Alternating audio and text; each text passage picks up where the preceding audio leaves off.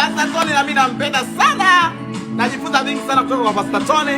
Nampenda sana. Kwenye watumishi wa Mungu nao wapenda Pastor Tony ndio wa kwanza. Anaongea vitu fact sana. Baba unachojua wakati wao zaidi, ila nitasubiria wakati wangu. Bana dunia. Umesikia? Kitu za kitu milio. Lati na wale wako ikipanda nikikose. Nia nitasubiria.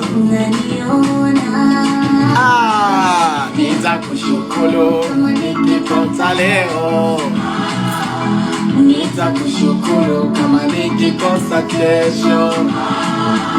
Mimi najua una upendeleo.